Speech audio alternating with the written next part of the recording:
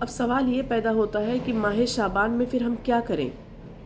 تو اس میں کوئی شک نہیں کہ شعبان کا مہینہ بہت ہی بابرکت مہینہ ہے، لیکن اس کی واحد برکت روزے، زیادہ سے زیادہ روزے رکھنے ہیں۔ نبی کریم صلی اللہ علیہ وسلم اس مہینے میں کثرت سے روزے رکھا کرتے تھے، اور آپ آخر کے کچھ دن چھوڑ کے پورے مہینے روزہ رکھا کرتے تھے۔ شعبان کا روزہ رکھ کے نبی رمضان کی تیاری کیا کرتے تھے۔ ابو داؤد کی حدیث ہے، حضرت عائشہ رضی اللہ تعالیٰ عنہ فرماتی ہیں کہ نبی کریم صلی اللہ علیہ وسلم کو سب سے زیادہ محبوب روزے شعبان کے تھے۔ اسی طریقے سے صحیح بخاری کی حدیث ہے، حضرت عائشہ رضی اللہ تعالیٰ عنہ فرماتی ہیں کہ آپ صلی اللہ علیہ وسلم اس مہینے کے کچھ دن چھوڑ کے پورے مہینے روزہ رکھا کرتے تھے۔ حضرت اسامہ بن زید رضی اللہ عنہ سے مروی ہے، بیان کرتے ہیں کہ میں نے نبی کریم صلی اللہ علیہ وسلم سے پوچھا کہ اے اللہ کے رسول صلی اللہ علیہ وسلم، آپ کو کسی مہینے میں سوائے رمضان کے اتنے روزے رکھتے ہوئے نہیں دیکھا جتنے کہ شعبان میں دیکھا۔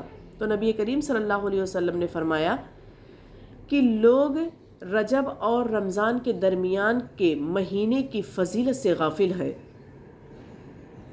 حالانکہ اس مہینے میں لوگوں کے اعمال اللہ کے سامنے پیش کیے جاتے ہیں۔ تو میری خواہش ہے کہ میرے بھی اعمال جب اللہ کے سامنے پیش کیے جائے اس وقت میں روزے سے رہوں۔ تو اس میں روزے کی کثرت ضروری ہے، زیادہ سے زیادہ روزے رکھنے چاہیے۔ ترمذی کی حدیث ہے، حضرت عائشہ رضی اللہ تعالیٰ عنہ سے ہی مروی ہے کہ نبی کریم صلی اللہ علیہ وسلم اس مہینے سے زیادہ نبی کریم صلی اللہ علیہ وسلم کو کسی اور مہینے میں روزہ رکھتے ہوئے نہیں دیکھا گیا۔ تو اس سے کیا بات سمجھ میں آئی کہ شعبان کے مہینے میں کثرت سے روزہ رکھنا چاہیے، آخر کے کچھ دن چھوڑ کے کثرت سے روزہ رکھنا چاہیے۔ ہاں البتہ اگر کوئی صرف ماہ شعبان کو خاص نہیں کرنا چاہیے، ماہ شعبان کی 15 تاریخ کو صرف خاص نہیں کرنا چاہیے۔ ہاں البتہ اگر کوئی شخص ہر مہینے کے ایام 20 کے روزے رکھتا ہے، یعنی 13، 14 اور 15 کے روزے رکھتا ہے، تو پھر وہ 15 شعبان کا بھی روزہ رکھ سکتا ہے۔ لیکن صرف خاص کر کے کہ 15 شعبان کو ہی روزہ رکھنا ہے، یہ کسی بھی حدیث سے ثابت نہیں ہے۔